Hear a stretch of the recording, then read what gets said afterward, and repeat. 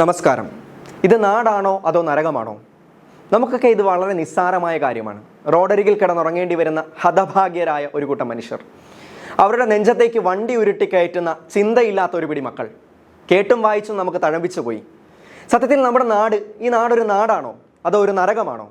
ഒരു പാവപ്പെട്ട മനുഷ്യൻ മരിച്ചു, അല്ലെങ്കിൽ തെരുവിൽ കിടന്നുറങ്ങിയിരുന്ന ആ മനുഷ്യനെ മദ്യലഹരിയിലെത്തി വണ്ടി കയറ്റി കൊന്നു. ഇന്നലെ രാത്രി ഏകദേശം 10:30 മണിയോടെ കൊല്ലം ജോനകപ്പുറം വാടിയിൽ ഹാർബറിനടുത്ത് റോഡരികിൽ ഉറങ്ങിക്കിടന്നവരുടെ ഇടയിലേക്ക് അപ്രതീക്ഷിതമായി പാഞ്ഞു വന്ന ഒരു ബൈക്ക് ഇടിച്ചു കയറുന്നു.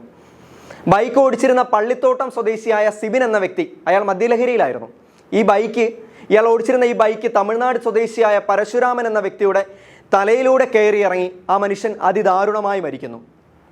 ഈ പരശുരാമൻ എന്ന വ്യക്തി, അദ്ദേഹം ഒരു ഭിന്നശേഷിക്കാരനായിരുന്നു.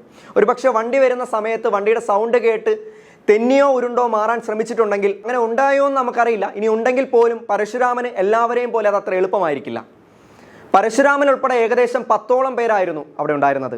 നിങ്ങൾ ശ്രദ്ധിക്കണം, ഇവർ കിടന്നുറങ്ങിയിരുന്നത് മെയിൻ എൻട്രൻസിൻ്റെ അടുത്ത് നിന്ന് കുറേ മാറി അവിടെ മതിലിനോട് ചേർന്നായിരുന്നു. ഇവിടേക്കാണ് ആ വണ്ടി വന്ന് കയറിയത് എന്നത് ഒരു അതിശയമാണ്. നമ്മുടെ രാജ്യത്ത് കയറിക്കിടക്കാൻ ഒരു ഭവനം സ്വന്തമായിട്ടില്ലാത്തവർ നിരവധിയാണ്. ഒരു വാടക വീട് എല്ലാവരെയും കൊണ്ട് സാധ്യമായിക്കൊള്ളണമെന്നില്ല. ഇങ്ങനെ ഭവനമില്ലാത്തവർക്ക് വേറെ വഴിയില്ല.